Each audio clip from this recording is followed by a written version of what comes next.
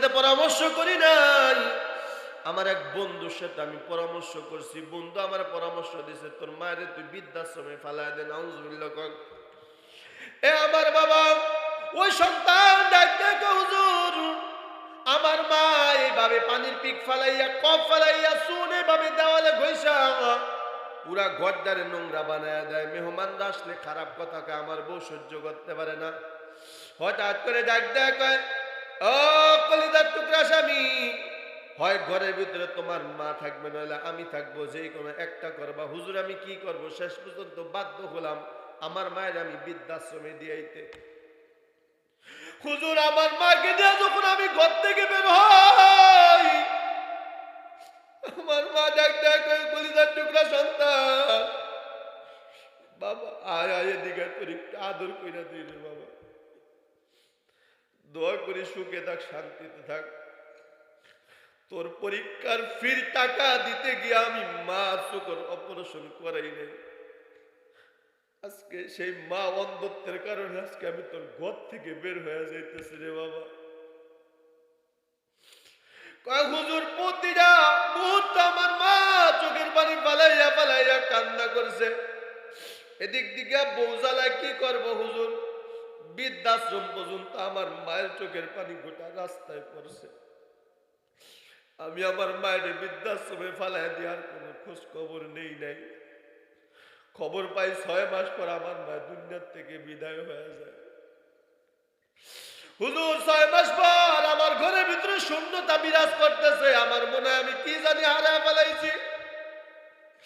মায়ের বিছানার দিকে তাকায় দেখি মা নাই। মার বালিশটা পরে আছে, দেখি মা বালিশে নেই। হুজুর কিছুদিন পরে আমার গর্ভে একটা, আমার স্ত্রী গর্ভে একটা সন্তান আছে। সন্তানটা অন্ধ, চোখে দেখে না। হুজুর আমার ঘরের ভিতরে একটার পর একটা গজব, আর একটা সন্তান হয়েছে, ওইটা প্রতিবন্ধী। একটা সন্তান অন্ধ আর একটা প্রতিবন্ধী। আল্লামা নুরুল ইসলাম অলিপুরি দামাত বারাকাতুহু, তিনি চইলা গেলে আর ওয়াজ থাকে না। বাংলা যত বড় বাক কইরা থাকুক, তারপরে আর লোক থাকে না। কিন্তু তারপরও যারা বসে আছে, একমাত্র নবীর মোহব্বতে, আল্লাহর মোহব্বতে, কোরআনের মোহব্বতে। ঠিক না ভাই? ঠিক।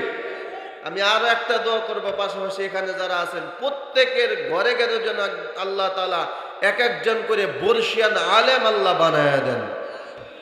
আল্লাহ বানাবেন ইনশাআল্লাহ। যাই হোক, লম্বা চূড়া আলোচনা করব না, আপনাদের ধৈর্য চুক্তিও ঘটাবো না। সংক্ষিপ্ত কিছু আলোচনা করার জন্য কোরআনে হাকিম থেকে এক টুকরা আয়াতে কারিমা তেলাওয়াত করেছি। বিশ্বনবীর হাদিসের ভান্ডার থেকে একটি হাদিস বরকতের নিয়তে আপনাদের সামনে পড়েছি।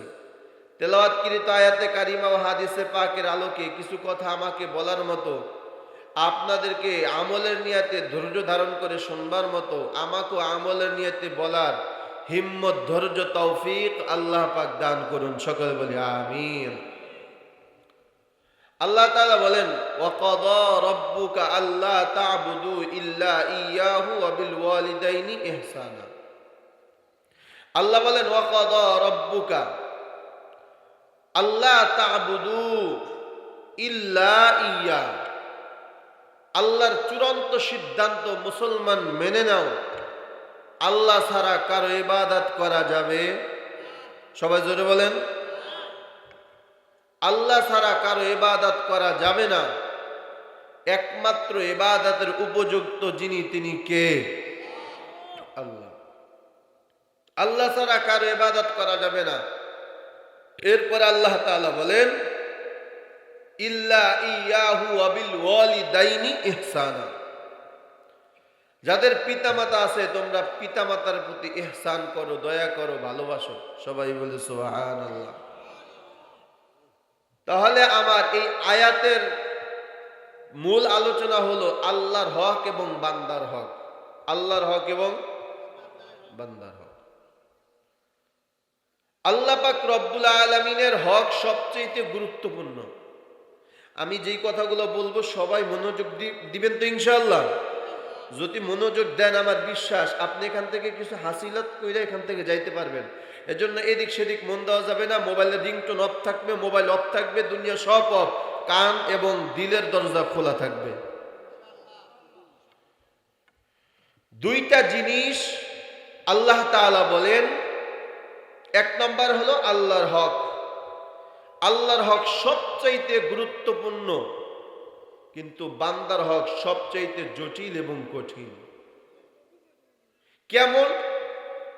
আল্লাহ পাক রব্বুল আলামিন ইচ্ছা করলে যারা নামাজ পড়ে না, রোজা রাখে না, জিকির করে না, তাসবিহ তাহলিল পাঠ করে না, আল্লাহ পাক রব্বুল আলামিন চাইলে রহমান নামের খাতিরে, রহিম নামের খাতিরে কিয়ামতের ময়দানে বান্দাকে আল্লাহ তাআলা কোনো না কোনো উসিলায় মাফ কইরা দিতে পারেন।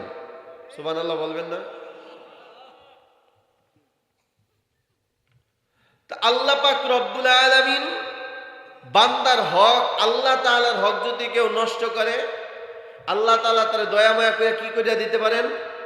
কথা বলে না, মাফ কইরা দিতে পারেন। কিন্তু দুই নাম্বার হলো বান্দার হক সবচেয়ে জটিল এবং কঠিন। কেন কথাটা বললাম? তার কারণ হলো বান্দার হক বান্দা আদায় না করলে আল্লাহও বান্দাকে মাফ করবে না। আমি একটা হাদিস শোনাবো আগে, তারপরে মূল আলোচনায় ঢুকবো। একদিন নবীজি সাহাবীরা আল্লাহর নবীকে জিজ্ঞাসা করলেন, ইয়া রাসূলুল্লাহ, ইয়া হাবিবাল্লাহ। নবী সাহাবা একরামকে জিজ্ঞাসা করতেছেন, ও আমার সাহাবীরা বলো তো, পৃথিবীর ভিতরে সবচাইতে হতদরিদ্র, সবচাইতে গরিব, মিসকিন, হতদরিদ্র, অভাবী কোন ব্যক্তি? আমরা তো মনে করি যার কাছে টাকা পয়সা নাই সে সবচাইতে গরিব, যার বাবা মা নাই সে সবচাইতে মিসকিন, অসহায়। এটা আমরা জানি না? নবী কি বলে দেখেন। সাহাবা একরাম জবাব দিলেন, ওয়াল্লাহু আ'লামু ওয়া রাসূলুহু, আল্লাহ এবং তার রাসূলই ভালো জানেন। তখন নবীজি বললেন, শোনো সাহাবা একরাম, কিয়ামতের ময়দানে সবচাইতে অসহায়, দারিদ্র, অভাবগ্রস্ত ওই ব্যক্তিটা হবে যেই ব্যক্তি নেকের পাহাড় নিয়ে উঠবে। কিসের পাহাড়? জোরে বলেন। নেকের পাহাড় নিয়ে উঠবে, পাহাড় পরিমাণ নেক নিয়ে কিয়ামতের ময়দানে উঠবে। এই আল্লাহ পাক রব্বুল আলামিন যখন এই বান্দার জান্নাতে যাওয়ার ফয়সালা করবেন, এমন সময় কিছু মানুষ তার পিছনে লাইন দিয়া দাঁড়াবে। লাইন দিয়া দাঁড়ানোর পর মানুষগুলো বলবে, আল্লাহ আপনার বান্দার ব্যাপারে আপনি ফয়সালা করবেন, আমাদের কোনো আপত্তি নাই, কোনো কথা নাই, তবে আল্লাহ আপনার এই বান্দার ব্যাপারে আমাদের কিছু কথা আছে। কি কথা? আল্লাহ পাক রব্বুল আলামিনের বান্দা বলবে, আল্লাহ আপনার এই বান্দাটা দুনিয়াতে ছিল সফল, আমি ছিলাম অসফল, সে ছিল শক্তিশালী, আমি ছিলাম দুর্বল। আল্লাহ এই কারণে আমার উপরে জুলুম করে, জোর জবরদস্তি করে আমার এক কাঠা জমিন মাইরা দিছে। নাই এমন লোক? আমার 1 বিঘা জমিন মাইরা দিছে আল্লাহ। দুনিয়াতে চেয়ারম্যান মেম্বারের কাছে গিয়ে আমি বিচার চাইছি, তারা আমার বিচার করে নাই, বরঞ্চ বলছে তুমি কার বিরুদ্ধে বিচার নিয়ে আসছো? যার বিরুদ্ধে বিচার নিয়ে আসছো তুমি জানো সে কে? তুমি যে বিচার দিছো এই কারণে তোমার জীবন ধ্বংস হয়ে যাওয়ার সম্ভাবনা আছে। আল্লাহ দুনিয়াতে চেয়ারম্যান, এমপি, মন্ত্রীর কাছে আমি বিচার চাই নাই, আল্লাহ তোমার কাছে তোমার বান্দার ব্যাপারে বিচার দিলাম, এবার ইনসাফের বিচারটা তুমি আমার করে দাও। আল্লাহ তাআলা বলবেন, বান্দা এখন বলেন তো কিয়ামতের ময়দানে কেউ 1 বিঘা জমিন দিতে পারবে? কারো বাবার ক্ষমতা আছে? এখন আল্লাহ তাআলা বলবেন, বান্দা তাহলে এই বান্দার হক তুমি কিভাবে আদায় করবা, কিভাবে এই বান্দার সাথে মিউচুয়াল করবা? তখন আল্লাহ তাআলা বুদ্ধি শিক্ষা দেয়, বান্দা শোন, এই বান্দার কাছে মাপ পাওয়ার জন্য যতটুকু নেকির প্রয়োজন তা তোর আমলনামা থেকে দিয়া দে। যদি বান্দা বলে হ্যাঁ আমার পর্যাপ্ত পরিমাণ যতটুকু পাওনা অতটুকু পরিমাণ আমি নেকি পাইছি, এখন তোরে মাফ করলাম, তখন বান্দা আমিও তোমাকে মাফ করতে পারবো। সুবহানাল্লাহ। মুহাদ্দিসিন ইকরাম কঠিন ভাবে তাকিদ দিয়া গুরুত্ব বোঝানোর জন্য বলেন, যেই বান্দাটা বিচার দিবে ওই বান্দা হচ্ছিল জাহান্নামী, যেই বান্দার ব্যাপারে বিচার দিবে ওই বান্দা ছিল জান্নাতি, পাহাড় পরিমাণ নেক নিয়ে উঠার পরও এই বান্দার হক নষ্ট করার কারণে ওই বান্দা জান্নাতে যাওয়ার জন্য যতটুকু নেক প্রয়োজন ওই পরিমাণ নেক এই বান্দার কাছ থেকে নিবে। সবাই বলি নাউজুবিল্লাহ। তাহলে একজন গেছে, একজন কি বিদায়। আবার আর একজন আসবে, আল্লাহ আপনার এই বান্দার ব্যাপারে আপনি ফয়সালা করবেন, কোনো অসুবিধা নেই, আমার কিছু কথা আছে। কি কথা?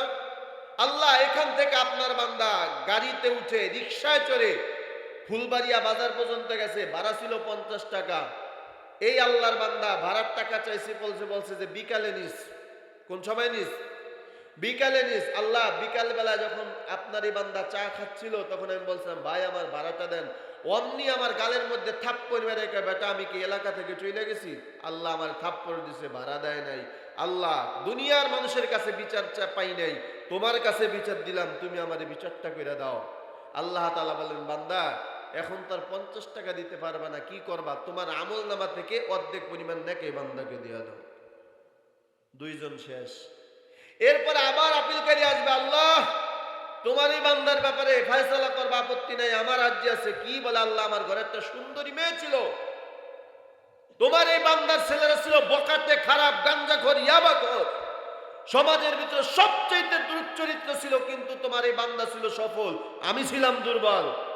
তোমার এই বান্দার সন্তানের কারণে আমার সুন্দরী মেয়েটা স্কুলে ঠিক মতো যাইতে পারে নাই, মাদ্রাসায় ঠিক মতো যাইতে পারে নাই, তাকে উত্তপ্ত করেছে, তার ইফটিজিং করেছে, তাকে ধর্ষণের হুমকি দিছে। আল্লাহ দুনিয়ার মানুষের কাছে আমি বিচার পাই নাই, তোমার কাছে বিচার দিলাম, তুমি আমার ইনসাফের বিচারটা করে দাও। আল্লাহ তাআলা বলবেন, ইনসাফের বিচার আমি অবশ্যই করব। এই বান্দা যা, তোর আমল নামায় বাকি যত নেক আছে সব দিয়া দে। সুবহানাল্লাহ। কয়জন গেল? 3 জন। এরপরে যুবক ভাইরা, যার বাড়ির বড়ই গাছে না বইলা ঢিল মাইরা বড়ই খাচ্ছেন, কিয়ামতের মাঠে এই বড়ই গাছের মালিক আপনার কাছ থেকে হিসাব নেবে। না বইলা যার গাছের ভিতরে, আম গাছের ভিতরে আমের গাছে ঢিল মাইরা আম পাইরা খাইছেন, চুরি করে ডাব চুরি করে খাইছেন, এরপরে ছাগল চুরি করে খাইছেন, অন্যের খোয়ারের মুরগি চুরি করে পিকনিক করছেন, কিয়ামতের ময়দানে গন্ডায় গন্ডায় এই মুরগিওয়ালার কাছে জবাব দিতে হবে। বাঁচার কোনো উপায় নাই। এরপরে সিরিয়াল শেষ, কিন্তু আপিলকারী শেষ হয় নাই। এইভাবে আসবে, আল্লাহ আমার বড়ই খাইছে, বড়ই বিচার চাই। আল্লাহ আমার মুরগি খাইছে, আল্লাহ মুরগির বিচার চাই। আল্লাহ আমার কাছে ডাব চুরি করে খাইছে, আল্লাহ ডাবের বিচার চাই। এবার আল্লাহ বলবেন, বান্দা এখন আর কি দিবে, এখন তো আর তোমার নেক নাই। তাহলে একটা কাজ করো, যেই বান্দা তোমার ব্যাপারে বিচার দিতেছে এই বান্দার আমল নামায় যত গুনাহ আছে সব গুনাহ তোমার আমল নামায় নাও। এবার আমল নামায় শুধু গুনাহ আসবে। মনে আছে কি পরিমাণ নেক নিয়ে উঠছে? পাহাড় পরিমাণ। কি পরিমাণ? পাহাড় পরিমাণ নেক নিয়ে উঠছে। কিন্তু এখন এই যে আস্তে আস্তে আস্তে আস্তে আপিলকারী আসতেছে আর গুনাহ যাইতেছে আমল নামায়, আপিলকারী আসতেছে আর গুনাহ যাইতেছে, যাইতে যাইতে রাসূল বলেন, যেই পরিমাণ নেক নিয়ে ওই লোকটা কিয়ামতের ময়দানে উঠছে তার থেকে হাজার হাজার কোটি কোটি মিলিয়ন ট্রিলিয়ন গুনাহ নিয়ে সে কিয়ামতের ময়দানে হাজির হয়ে যাবে। আল্লাহর নবী বলেন, তার থেকে বড় হতভাগা, তার থেকে বড় হত দরিদ্র, এতিম, অসহায় দুনিয়া তার কেউ হতে পারে?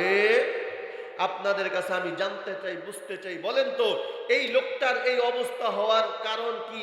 কার হক নষ্ট করার কারণে? সবাই জোরে বলতে হবে, কার হক? তাইলে বোঝা গে ওয়াজ বুঝতেছেন। এজন্য বললাম আল্লাহর হক সবচেয়ে গুরুত্বপূর্ণ, বান্দার হক সবচেয়ে জটিল এবং কঠিন। এজন্য ভাই আল্লাহর হক আল্লাহ তাআলা মাফ করে দিতে পারে, বান্দার হক আল্লাহ তাআলা মাফ করবে। এই বান্দাদের হকের ভিতরে সবচেয়ে গুরুত্বপূর্ণ হক হলো পিতামাতার হক। কার হক? পিতামাতার হক। আল্লাহর নবীর প্রিয় সাহাবী আব্দুল্লাহ ইবনে মাসউদ রাদিয়াল্লাহু তাআলা আনহু বলেন, পয়গম্বরকে জিজ্ঞাসা করলেন, সাআলতুন নবিয়্য সাল্লাল্লাহু আলাইহি ওয়াসাল্লাম, আব্দুল্লাহ ইবনে মাসউদ রাদিয়াল্লাহু তাআলা আনহু পয়গম্বরকে প্রশ্ন করলেন, ইয়া রাসূলুল্লাহ, ইয়া হাবিবাল্লাহ, আল্লাহ পাক রব্বুল আলামিনের পয়গম্বর আব্দুল্লাহ ইবনে মাসউদ রাদিয়াল্লাহু তাআলা আনহুকে ডাক দেয়া বলেন, ও আব্দুল্লাহ ইবনে মাসউদ, তুমি কি জানো আল্লাহ তাআলার কাছে সবচাইতে প্রিয় আমল কোনটা? সুবহানাল্লাহ। আপনাদের কি জানতে ইচ্ছা হয় না আল্লাহর কাছে সবচেয়ে প্রিয় আমল কোনটা? আল্লাহ পাক রব্বুল আলামিনের পয়গম্বরের সাহাবা আব্দুল্লাহ ইবনে মাসউদ রাদিয়াল্লাহু তাআলা দেখা আল্লাহু আ'লাম ওয়া রাসূলুহু, আল্লাহ এবং তার রাসূলই ভালো জানে।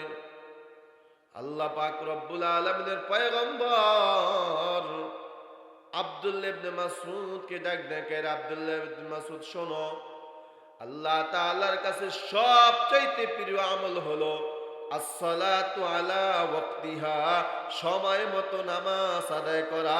চিৎকার মেরে কন্যা সুবহানাল্লাহ। সময় মতো নামাজ আদায় করা আল্লাহ তাআলার কাছে সবচেয়ে প্রিয় আমল। এ বান্দা ফজরের সময় ফজরের নামাজটা আদায় করে দাও, জোহরের সময় জোহরের নামাজটা আদায় করে নাও, আসরের সময় আসরের নামাজটা আদায় করে নাও, মাগরিবের সময় মাগরিবের নামাজটা আদায় করে নাও, ইশারের সময় ইশারের নামাজটা আদায় করে নাও। পয়গম্বর বলেন, কোন উম্মত যদি একমাত্র আমি আল্লাহ তাআলাকে রাজি খুশি করার জন্য, একমাত্র আমি আল্লাহকে রাজি এবং খুশি করার জন্য কোন বান্দা যদি বা জামাত 5 ওয়াক্ত নামাজ দিয়া মসজিদে আদায় করে, আমি আল্লাহ খুশি হইয়া ওই বান্দার 5 ওয়াক্ত নামাজের বিনিময় আমি আল্লাহ 5 ওয়াক্ত নামাজের সওয়াব দেই না, বরং আমি আল্লাহ খুশি হইয়া 5 ওয়াক্ত নামাজের বিনিময় আমি আল্লাহ 50 ওয়াক্ত নামাজের সওয়াব দিয়া দেই।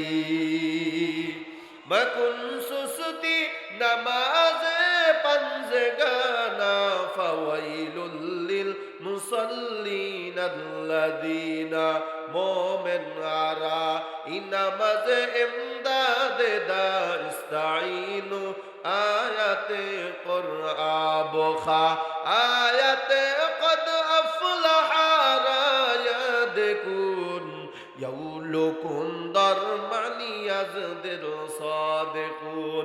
সবাই বলো সুবহানাল্লাহ। তাহলে বলেন তো, সময় মতো নামাজ আদায় করলে খুশি হন কি? এ আমার বাবা, কিয়ামতের ময়দানে দুই দল মানুষ হবে। একদল মানুষ জান্নাতে যাবে আর একদল জাহান্নামে যাবে। যেই মানুষগুলা জান্নাতে যাবে ওই মানুষগুলা আল্লাহ তাআলার কাছে বলবে, মালিক, জাহান্নামে যে সমস্ত মানুষগুলা গেল আল্লাহ তাদের সাথে আমি একটু কথা বলতে চাই। সুবহানাল্লাহ। যেরকম সবাই দেখবেন, এটা দুনিয়ার ভিতরে নিয়ম আছে, কেউ যদি আরামে থাকে সুখে থাকে তাহলে অন্য মানুষরা কি অবস্থা আছে দেখতে মনে চায় কি চায় না? ওই আল্লাহর বান্দাগুলো দেখতে বলবে, আল্লাহ, আমার একটু জাহান্নামী মানুষের সাথে কথা বলতে মনে চায়। আমার আল্লাহ সুন্দর করে ব্যবস্থা করে দিবে। ওই জান্নাতি মানুষগুলা ডাকদা বলবে, রে ভাই, তোমারে তো দেখে আমার চেনা চেনা লাগে, তুমি তো আমার চাচাতো ভাই, তুমি তো আমার খালাতো ভাই, তুমি তো আমার মামাতো ভাই, তুমি তো আমার একই বিছানায় ঘুমানো বন্ধু, একই দোকানে বসে চা খায়া আড্ডা দেওয়ার বন্ধু। তাহলে তুমি কেন জাহান্নামে, আমি কেন জান্নাতে, একটু জানতে চাই। এই জাহান্নামে যারা যাবে আল্লাহ পাক রব্বুল আলামিন বলেন, ওই জাহান্নামী জান্নাতি মানুষগুলো ডাকদা বলবে, আরে চাচাতো ভাই, মামাতো ভাই, একই ফুলবাড়িয়া বাজারের মধ্যে বাজার করছি, ফুলবাড়িয়া বাজারের দোকানে বসে একই দোকানে বসে চা পান করছি, একই বাজারে আমরা বাজার সদাই করেছি, আড্ডা দিয়েছি, একই মাঠে খেলাধুলা করেছি।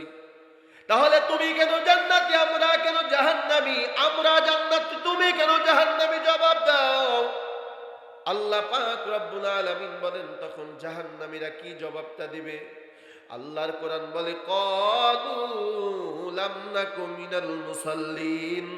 ওই জাহান্নামীরা ডাকদা বলবে, রে মামাতো ভাই, খালাতো ভাই, বন্ধু, শোনো, দুনিয়াতে একই বাজারে সদাই করেছি, একই দোকানে বসে আড্ডা দিয়েছি, একই অফিস আদালতে কাজ করেছি, একই জমিনের ভিতরে আমরা হল চাষ করেছি, ধান চাষ করেছি, তবে আজান দেওয়ার পরে তুমি নামাজে যাইতা, আমি নামাজে যাইতাম না। তার মানে নামাজ দুনিয়াতে তোমরা পড়ছো, এই কারণে তোমরা জান্নাতি। আর আমরা আজানের সময় কাজ করছি, নামাজে যাই নাই, এই কারণে আমরা জাহান্নামী। চিৎকার মেরে কন্যা নাউজুবিল্লাহ। তাহলে বোঝা গেল জাহান্নামে যাওয়ার যত কারণ আছে তার ভিতরে 1 নম্বর কারণ হলো নামাজ ছাড়া না পড়া। পড়া পড়লে জাহান্নামে যাবে। জাহান্নামে যাওয়ার 1 নম্বর কারণ হলো নামাজ ছাড়া। এজন্য অনুরোধ করব যুবক ভাই, নামাজের মধ্যে সময় লাগাও, জিকিরের মধ্যে সময় লাগাও, আল্লাহওয়ালা বুজুর্গের মাহফিলের মধ্যে সময় লাগাও।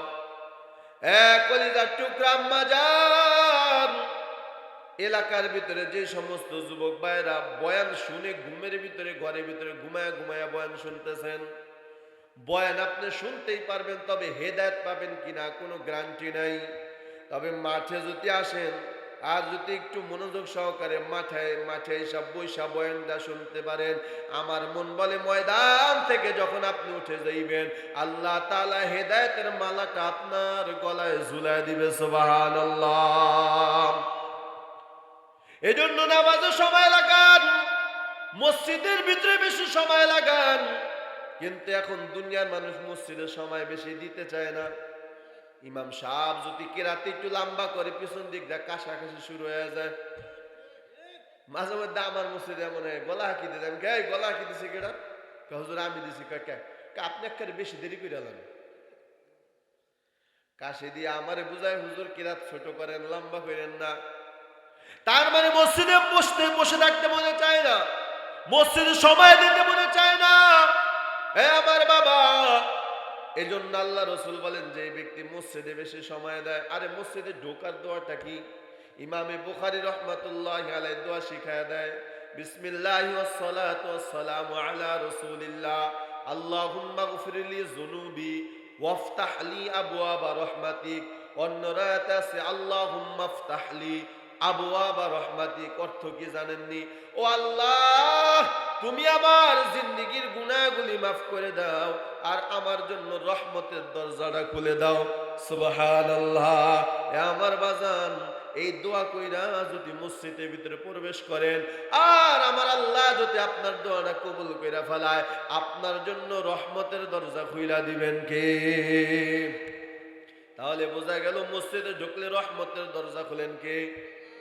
কিন্তু বলেন তো, টিকটকে থাকলে কিসের দরজা খুলে? ফেসবুক চালাইলে কিসের দরজা খুলে? যুবক ভাই, রাগ করিও না, বেজার হইও না। ঘন্টার পর ঘন্টা টিকটকে সময় দাও, ঘন্টার পর ঘন্টা ফেসবুকে সময় দাও।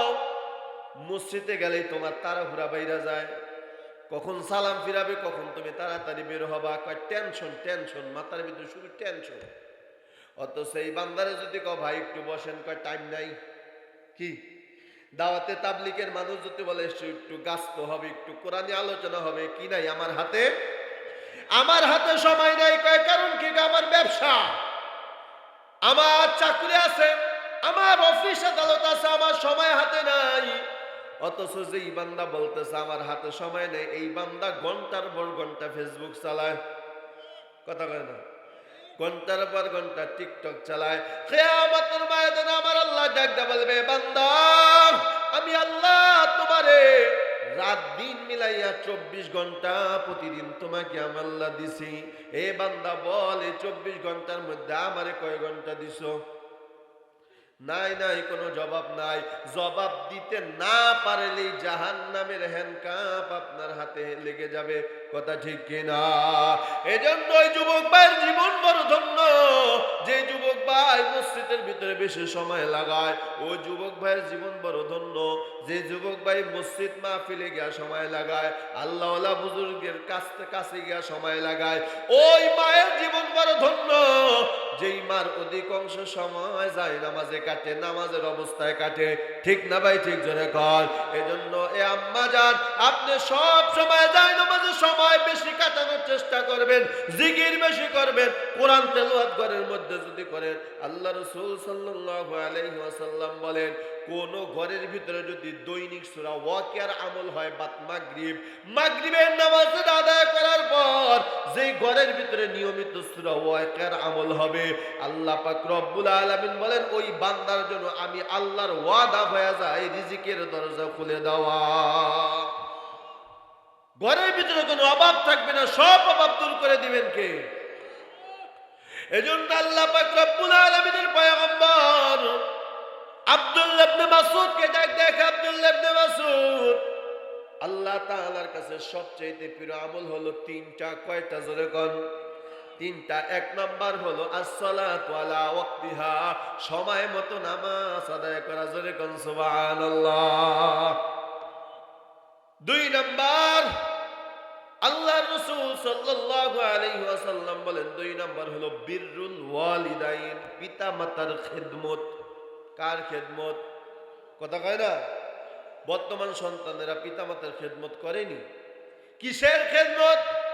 বরঞ্চ পত্রিকা খুললে দেখা যায়, এ সোশ্যাল মিডিয়ায় যারা অ্যাক্টিভ আছেন দেখবেন সন্তান গাঁজার টাকার জন্য, ইয়াবার টাকার জন্য, সন্তান মাদক সেবী, সন্তান গাঁজা সেবী, সন্তান মদ সেবী।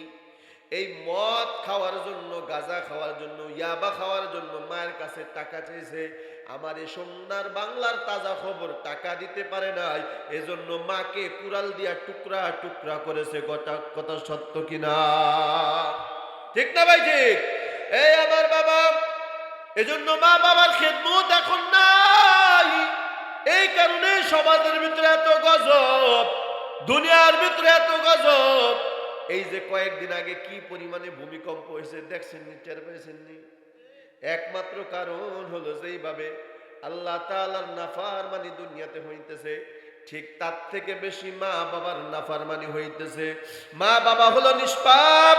মা বাবা যদি যেই জমিনের ভিতরে মায়ের চোখের পানি ঝরবে, যেই জমিনের ভিতরে অসহায় বাবা চোখের পানি ঝরবে, ওই বাবা যদি অসহায় হয়ে চোখ দিয়া পানি ছেড়ে দেয়, ওই মা যদি সন্তানের কাছে অসহায় হয়ে চোখের পানি ছেড়ে দেয়, ওই জমিনের ভিতরে একটার পর একটা গজব পাঠায় দিবেন যিনি তিনি কে? এজন্য ঘরের ভিতরে শান্তি নাই। ক্ষেত আছে, ক্ষেতের ভিতরে ফসল নাই। পুষ্কুনি আছে, পানি আছে, কিন্তু পুষ্কুনির ভিতরে মাছ নাই। সাগর আছে, সাগরের ভিতরে পাঙ্গাস নাই। পদ্মা আছে, পদ্মার ইলিশ নাই। খেজুর গাছ আছে, খেজুরের রস নাই।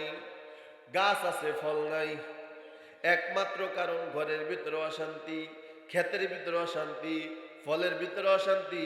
একমাত্র কারণ হলো আল্লাহর যেমন নাফরমানি বর্তমানে হইতেছে, তার থেকে বেশি মা বাবার সাথে নাফরমানি হইতেছে। কথা ঠিক কিনা? এ আমার বাবা, এমন কোন দিন নাই দৈনিক মানুষ এসে হুজুর একটু দোয়া করেন। বাবা কেন দোয়া চাও? হুজুর ঘরের ভিতরে অশান্তি। কেমন অশান্তি? হুজুর আমি কিছুদিন আগে অসুস্থ ছিলাম, এই একদিন হয়েছে আমি সুস্থ হইলাম, এখন আমার বিবি অসুস্থ নাই। হুজুর আমি সুস্থ হতে না হতে আমার বিবি অসুস্থ, আমার বিবি সুস্থ হতে না হতে আমার ছেলে মেয়ে অসুস্থ। হুজুর এই এক সপ্তাহে প্রায় আমার 50,000 টাকা নেমে গেছে। হুজুর ঘরের ভিতরে কোনো বরকত নাই। আমি কই তোমার মা বাবা কই? মা বাবা গ্রামে আছে। গ্রামে? মা বাবা গ্রামে আছে। আমি কি খবর লওনি? কয় 3 মাস পর একদিন যাই। নাউজুবিল্লাহ বলবেন না ভাই? তোর মা কোন ঘরে থাকে? কয় ভাঙা ঘরে। তোমার মা কোন ঘরে থাকে? কয় হুজুর হরমাইলের বেড়া, টিনের বেড়া, এই ঘরে। তুই থাকো কই? কয় 7 তলা বিল্ডিং এ ফ্লাইটে।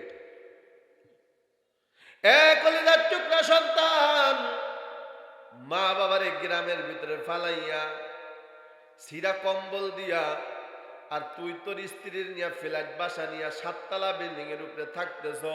তোর ঘরে শান্তি আসবে কিভাবে? তোর রহমতেই তো তুই গ্রামে থুয়ে আইছো। কথা ঠিক কিনা? এই জন্য যে ঘরের ভিতরে মা বাবার খেদমত নাই, বাবার খেদমত নাই, মার খেদমত নাই, আল্লাহর পক্ষ থেকে ওই ঘরে কোনো দিন শান্তি হয় না, কথা ঠিক কিনা? এ আমার বাবা, এজন্য যদি ফসলে বরকত পেতে চাও, গাছের মধ্যে যদি বরকত পেতে চাও, পানির ভিতরে যদি বরকত পেতে চাও, সব কিছুর ভিতরে যদি বরকত পেতে চাও, নিজের সন্তানের ভিতরে বরকত পেতে চাও, আয় রোজগারের ভিতরে যদি বরকত পেতে চাও, এক নম্বর কাজ হলো মা বাবার খেদমত করো। মা বাবা খুশি হয়ে যাবে, স্বয়ং আরশের মালিক আল্লাহও খুশি হয়ে যাবে। সুবহানাল্লাহ। এজন্য পয়গম্বর হাদিসের ভিতরে বলেন, রিদর রাব্বি তাবারাকা ওয়া তাআলা ফি রিদাল ওয়ালিদাইন ওয়া সাখাতার রাব্বি তাবারাকা ওয়া তাআলা ফি রিদাল ওয়ালিদাইন। পয়গম্বর বলেন, যেই সন্তানের প্রতি পিতা মাতা খুশি হয়ে যায়, আরশের মালিক আল্লাহ তাআলাও খুশি হয়ে যায়। আর যেই সন্তানের প্রতি পিতা মাতা বেজার, আমার আল্লাহ স্বয়ং ওই সন্তানের প্রতি বেজার, কথা ঠিক কিনা? এজন্য আব্দুল্লাহ ইবনে মাসউদ ডাক দেন, আল্লাহ রাসূল আব্দুল্লাহ ইবনে মাসউদকে ডাক দেন, আব্দুল্লাহ ইবনে মাসউদ, আল্লাহ তাআলার কাছে সবচেয়ে প্রিয় আমল তিনটার ভিতরে 2 নম্বর হলো বিররুল ওয়ালিদাইন, পিতা মাতার খেদমত করা। জোরে কোন সুবহানাল্লাহ। 3 নাম্বার আল্লাহ পাক রব্বুল আলামিনের পয়গম্বর ডাক দেন, 3 নাম্বার হলো আল জিহাদু ফি সাবিলিল্লাহ, আল্লাহর রাস্তায় জীবন দেওয়া। সুবহানাল্লাহ। জোরে কোন সবাই। কার রাস্তায় জীবন দেওয়া? না দানের শীষের লেগে জীবন দেওয়া? এই সত্য কথা স্বীকার করেন। দানের শীষের লেগে জীবন দেওয়া, নৌকার জন্য জীবন দেওয়া। কিরে তুই এমনি ল্যাংরা হয়ে আলো কাকা, হুজুর কথা কেন না, এই মার্কার সাপোর্ট করতে যায় 5টা কোপ খাইছি। আল্লাহ জান্নাতের দরজা খুলে দিছে, আসো আসো জান্নাতে। আরে জীবন দেওয়ার মালিক কে? রক্ত দেওয়ার মালিক কে? শক্তি দেওয়ার মালিক কে? তাহলে আল্লাহর দেওয়া জীবন আল্লাহরই দাও। আল্লাহর দেওয়া রক্ত কারে দাও, দেওয়া শক্তি কারে দাও? এ আমার বাবা, আমি কেন দলের বিরোধিতা করি না, তবে আমি বুঝানোর জন্য বলি, খবরদার যাই কিছু করো না করো, খবরদার নিজের জীবনের কমপক্ষে 1 বিন্দু রক্ত হলো আল্লাহর রাস্তায় দান করো, কথা ঠিক কিনা? এজন্য আব্দুল্লাহ ইবনে মাসউদ কে আমার নবী ডাক দেন, আব্দুল্লাহ ইবনে মাসউদ, আল্লাহ তাআলার কাছে যত আমার প্রিয়, এর ভিতরে 3 নাম্বার হলো আল জিহাদু ফি সাবিলিল্লাহ, আল্লাহর রাস্তায় জিহাদ করে জীবনটা বিলায়া দেওয়া। জোরে কোন সুবহানাল্লাহ। তাহলে বলেন তো, বান্দার হক সবচেয়ে কঠিন এবং জটিল, ঠিক কিনা? এই বান্দার হকের ভিতরে পিতা মাতার হক সবচেয়ে গুরুত্বপূর্ণ। এই আমার বাবা, কলিজার টুকরা যুবক ভাই, আজকে বাবা বুড়া হয়ে গেছে, মা বাবার খবর নাও না, মা বাবার ঠিক মতো ভাত কাপড় দাও না। আল্লাহ তাআলা কো হক আদায় করতে বলেন নাই, আল্লাহ তাআলা ইহসান করতে বলছে। কত দোকানের ভিতরে দেখি, হোটেলের ভিতরে লেখা মা বাবার দোয়া হোটেল, আছে না নাই? অথচ মা বাবারে ভাত কাপড় দেয় না। কি কত গাড়ির পিছনে লেখা দেয় মা বাবার দোয়া পরিবহন, অথচ মা বাবার খবর। আরে হোটেলের ভিতরে মা বাবার দোয়া হোটেল লাগাইলে মা বাবার হক আদায় হয় না। গাড়ির ভিতরে মা বাবার দোয়া পরিবহন লেখলে হক আদায় হয় না। আর আল্লাহ তাআলা তো বলছেন হক আদায় করবি না, বরং মা বাবার প্রতি ইহসান করবি। জোরে কোন সুবহানাল্লাহ। কেন তুমি ইহসান করবা? আল্লাহ পাক রব্বুল আলামিনের সাহাবী হযরত আবু হুরায়রা রাদিয়াল্লাহু তাআলা আনহুর কাছে এক ব্যক্তি এসে কয়, ইয়া রাসূলুল্লাহ, আল্লাহর নবীর কাছে ডাক দেয়, কয় ইয়া রাসূলুল্লাহ, ইয়া হাবিবাল্লাহ, ওগো আল্লাহর নবী, মান আহাক্কুন নাস বিহুসনি সাহাবাতি। এক সাহাবী নবীর কাছে এসে জানতে চায়, ইয়া রাসূলুল্লাহ, আপনি বলে দেন দুনিয়ার মধ্যে সবচাইতে ভালো ব্যবহার আমি আগে কার সাথে করব? জোরে কোন সুবহানাল্লাহ। সাহাবী জানতে চান, ইয়া রাসূলুল্লাহ, দুনিয়ার ভিতরে যত মানুষ আছে, এই মানুষের ভিতরে সবচাইতে ভালো ব্যবহার এবং উত্তম ব্যবহার আমি আগে কার সাথে করব? নবী বললেন, উম্মুকা, তোমার মায়ের সাথে। সুবহানাল্লাহ। ওই সাহাবী আবার দেখে, ইয়া রাসূলুল্লাহ, সুম্মা মান ইয়া রাসূলুল্লাহ, 2 নম্বরে আমি কার সাথে ভালো ব্যবহার করব? নবী কয়, উম্মুকা, তোমার মায়ের সাথে। ওই সাহাবী আমার দেখা, সুম্মা মান ইয়া রাসূলুল্লাহ, নবী বলেন 3 নম্বরে আমি কার সাথে উত্তম ভালো ব্যবহার করব? নবীজি কয়, তোমার উম্মুকা, তোমার মায়ের সাথে। এবার নবী 4 নম্বরে সাহাবী দেখা, ও আল্লাহর রাসূল, তাহলে 4 নম্বরে আমি সবচাইতে ভালো ব্যবহার কার সাথে করব? আল্লাহর নবী বললেন আবুকা, তোমার বাবার সাথে। সুবহানাল্লাহ। তাহলে মায়ের কথা বললেন কয়বার? কতবার? 3 বার বললেন মায়ের কথা। বাবার কথা বললেন কতবার? একবার। মায়ের কথা বললেন 3 বার, বাবার কথা বললেন একবার। কয় কারণটা কি হুজুর একটু বইলা দেন? মায়ের কথা আল্লাহ রাসূল কেন 3 বার বললেন? মা এমন কি করলো যে 3 বার রাসূল মায়ের কথা বললেন? আমার যুবক ভাই মনোযোগ সহকারে শুনো, মুহাদ্দিসিন ইকরাম জবাব দেন। বারবার আসা যাওয়া করলে ডিস্টার্ব হইতেছে, পুরো স্টেজটা লড়তেছে।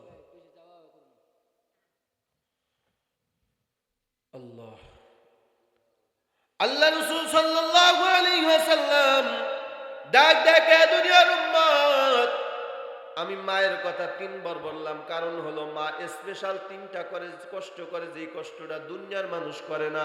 জোরে কোন সুবহানাল্লাহ। তোমার মা স্পেশাল 3টা কষ্ট করে, ওই কষ্টের ভাগীদার তোমার বাবা হয় না, ওই কষ্টের ভাগীদার আর দুনিয়ার কেউ হয় না। এই কারণে আল্লাহর নবী 3 বার মায়ের কথা বললেন। আল্লাহ পাক রব্বুল আলামিনের কোরআন বলে 1 নম্বর মা যে কষ্টটা করে, কয় হামালাতু উম্মুহু কুরহা, তোমার মা তোমার 10 মাস 10 দিন গর্ভে ধারণ করে বোঝা বহন করে। জোরে কোন সুবহানাল্লাহ। আমার বাবা, এই 10 মাস 10 দিন তোমাকে মা পেটে ধরে বোঝা বহন করে, এই কষ্টটুকু তোমার বাবাও ভাগীদার হয় না। বলেন তো আর কেউ এই কষ্টের ভাগীদার হয়নি? না না বাবা, মা একমাত্র কষ্টের ভাগীদার হয়। এই আমার কলিজার টুকরা যুবক, কোন মায়ের সাথে বেয়াদবি করো রে বাবা? কোন মায়ের পেটের ভিতরে লাথি মাইরা দুনিয়া দেখলি রে বাবা? তোর মা 10 মাস 10 দিন গর্ভে ধারণ করে, তোর পেটা বোঝা বহন করে। আহারে তোর মা যখন তুই দুনিয়াতে আয়া বসছ, যখন তোর মার পেটের ভিতরে তুই আয়া বসছ, আহারে যেই নারীর গর্ভে সন্তান আসে 6 মাস পর্যন্ত কোনো খানা পিনা নাই, শুধু বমি আর বমি, বমি আর বমি, মাথা ঘুরায় ঠিক মতো ঘুমাইতে পারে না, আহারে ঠিক মতো খাবারটাও খাইতে পারে না, যা খায় আবার বমির সাথে বের হয়ে যায়। ঠিক না ভাই? ঠিক ধরে কার?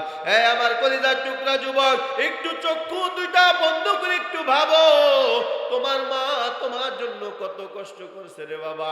এই তোমার মা যখন তুমি গর্ভে আসছো, তোমার মা প্রতিদিন সুন্দর মতো ঘুমায়, তোমার মাকে কেউ ডিস্টার্ব করে না। হঠাৎ তোমার বাবা গভীর রাতে তাকায় দেখতেছে আমার প্রাণের বিবি ঘরের ভিতরে হাঁটাহাঁটি করতেছে গভীর রাত্রে। স্বামী ডাক দেখাও, প্রাণের বিবি, এই সময় তো তোমার ঘুম ভাঙ্গার কথা না, এই সময় তোমার কেন ঘুম ভাঙলো? কে তোমারে ঘুম ভাঙায় দিল? এবার ওই নারী ডাক দেখা, প্রাণের স্বামী, ঘুমাইতে গেছিলাম, আমি কঠিন ঘুমে বিভোর ছিলাম, কিন্তু তোমার কলিজার টুকরা আব্দুল্লাহ আমার কলিজার ভিতরে লাথি মারছে।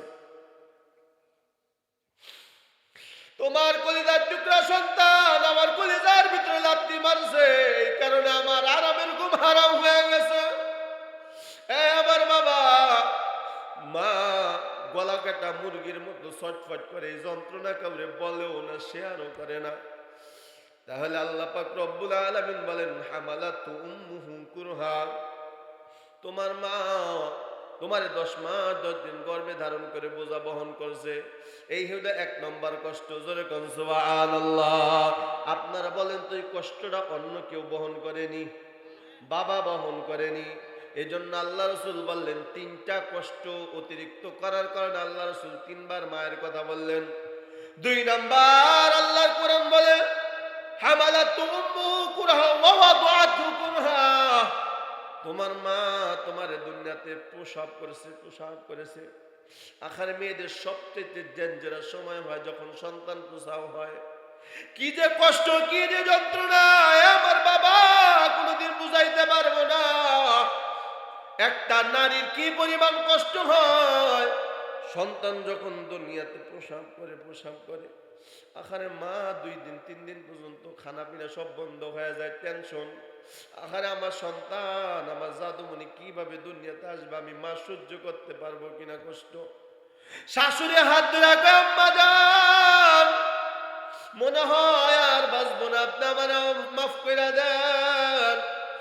সন্তানের মা বাবা হওয়া যে এত কঠিন, জানলে কোনোদিন সন্তান গর্ভে নিতাম না। এ আমার বাবা, এজন্য মেয়েদের সবচাইতে বড় ডেঞ্জারাস সময় হয় সন্তান প্রসবের সময়। আখারে কোরবানির গরু মতো মা রক্তাক্ত হয়ে পড়ে আছে, 2 ঘন্টা পর্যন্ত মার কোনো হুঁশ নাই। যখন মার হুঁশ আসে তখন তোমার চাঁদ মুখখানা দেখা মা সব কষ্ট ভুলে যায়। জোরে কোন সুবহানাল্লাহ। তাহলে বলেন তো বাবা, এই যে প্রসব যন্ত্রণা প্রসবের বেদনা, এই কষ্টের ভাগিদার অন্য কেউ হয়নি? কথা বলেন না কেন? না না, কেউ হয় না। এজন্য আল্লাহ পাক রব্বুল আলামিন বলেন, 2 নম্বরে তোমার মা কষ্ট করে, স্পেশাল কষ্ট তোমার মা তোমাকে প্রসব দুনিয়াতে করে। জোরে কোন সুবহানাল্লাহ। 3 নম্বর অফিসালুহু 30 শাহরা, 3 নম্বর তোমার মা অধিক কষ্ট করে তোমাকে নিয়ে, সেটা হলো তোমার মা তোমারে প্রায় 2.5 বছর পর্যন্ত বুকের দুধ পান করায়। জোরে কোন সুবহানাল্লাহ। এ আমার কলিজার টুকরা যুবক, তোমার মা তোমার 2.5 বছর পর্যন্ত, 2 বছর পর্যন্ত বুকের দুধ পান করায়। এই দুধ পান করাইতে গিয়া তোমার মা কত কষ্ট ধৈর্য ধারণ করে তুমি তো কোনোদিন টের পাবা না। তোমার মার কত আরামায় সব বলে যায় তোমার মুখের দিকে তাকাইয়া।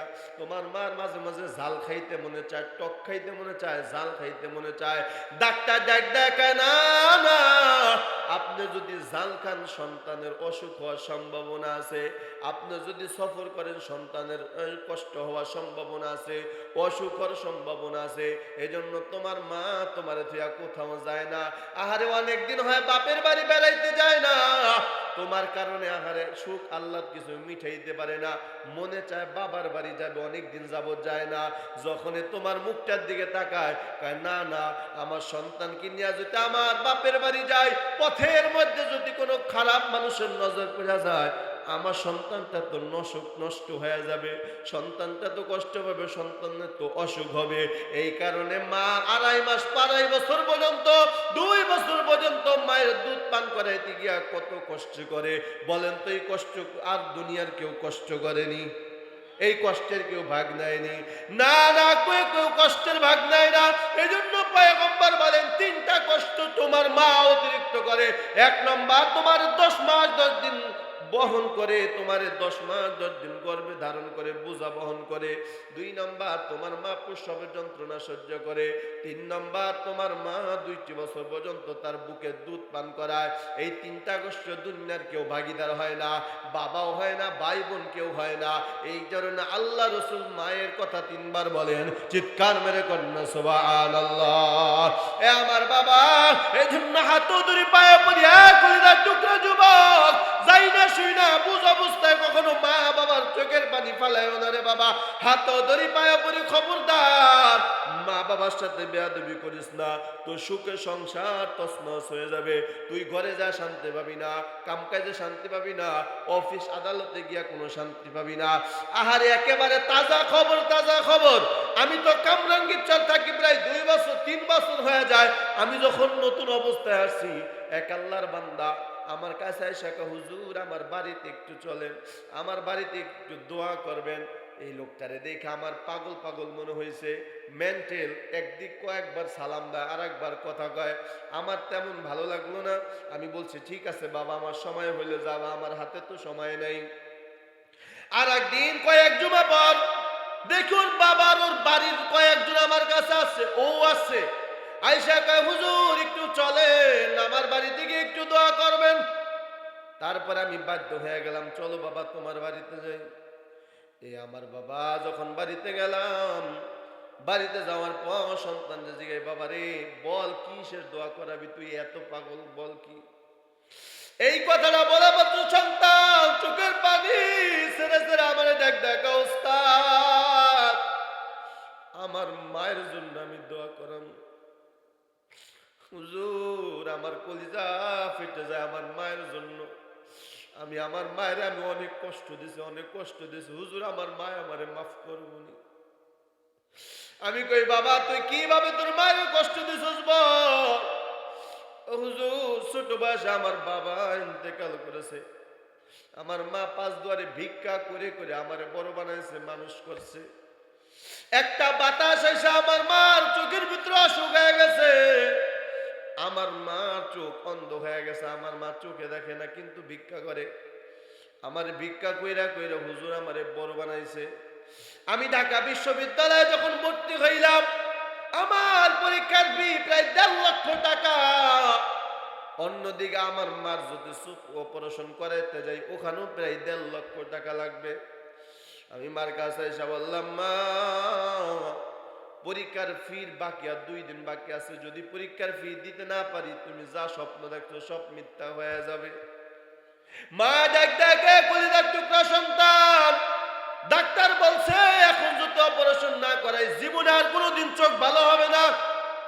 সন্তান কাছে যখন মা এই কথা বলছে, বাবারে আমার চোখ অপারেশন করা লাগবে, সন্তান ডাক ডাকা, মাগো যদি পরীক্ষার ফি জমা না দেয়, পরীক্ষা দিতে না পারি মা, তাহলে আর আমার কোনো উপায় নাই, স্বপ্ন সব মিথ্যা হয়ে যাবে।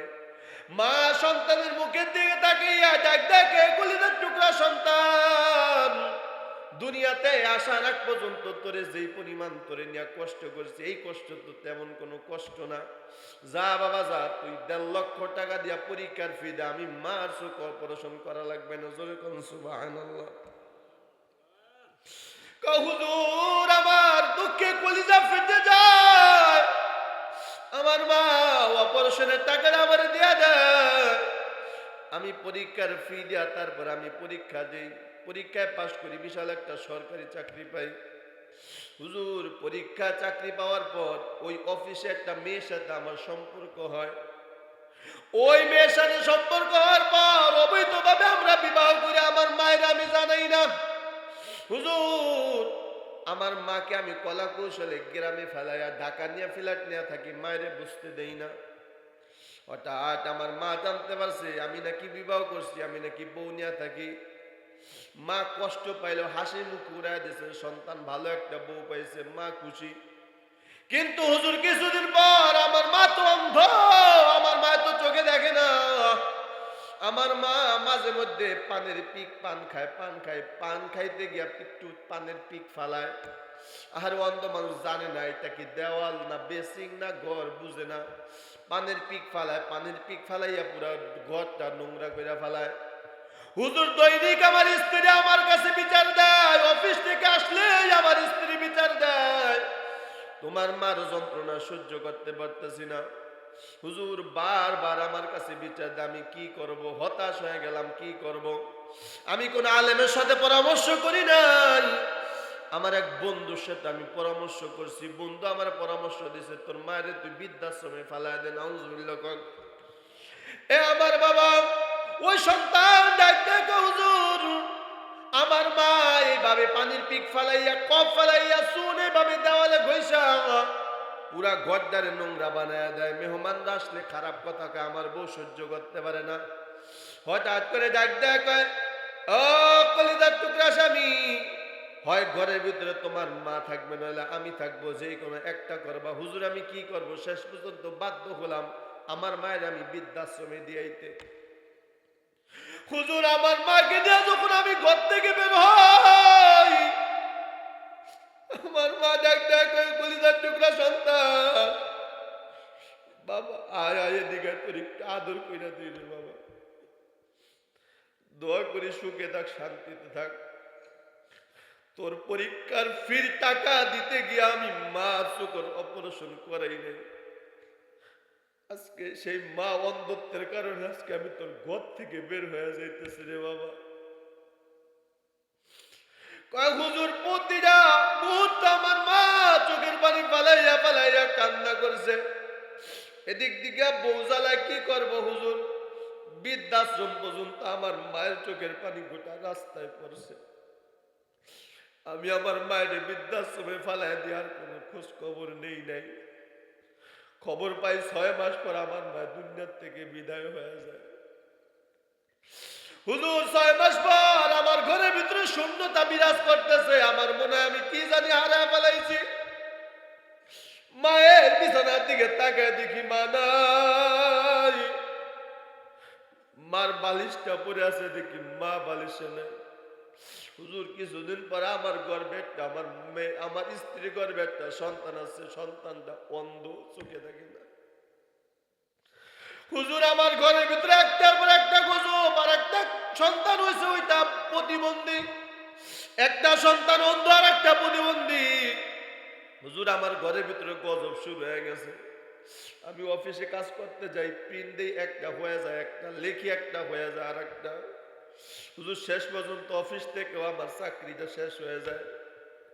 হুজুর আমার স্ত্রী এদিক দিয়ে আর একটা পুরুষের সাথে অবৈধ পরকীয়া সম্পর্কে জড়ায় যায়। ডাক ডাক তোর চাকরি নাই, তোর ভাত আর খাবার যোগ্যতা আমার নাই। লাথি মেয়েরা হুজুর সংসার আমারে ফালায়, আমার একারাই খাবার বিবি চলে গেছে। আমি বুঝতে পারলাম সেদিন আমার মায়ের চোখের পানি, এই গজব আমার ঘরের ভিতরে, কথা ঠিক কিনা? এ আমার বাবার জন্য হাত ধরে পায়ে পড়ি, যুবক ভাই, যদি ভালো থাকতে চাও, ভালো থাকতে চাও, আল্লাহর কাছে যদি দামি হতে চাও, মা বাবার সাথে বেয়াদবি করিও না বাবা। মা বাবা চোখের পানির কারণে আজকে এত গজব, এত গজব, এত গজব। এই জন্য তুমি মা বাবারে খুশি করো, তোমার প্রতি রাজি এবং খুশি হয়ে যাইবেন কি? আর জোরে বলেন না কে? খেদমতে মা দরফে দর কুন সুবহ শাম, তাকে বাসি দর তু আলম নে কুনাম। খেদমতে মা দরফে দর কুন ইখতিয়ার, তাকে বাসি দর তু আলম বখতিয়ার। জোরে কোন সুবহানাল্লাহ। একটু জিকির করি লা ইলাহা। সাথা আছে?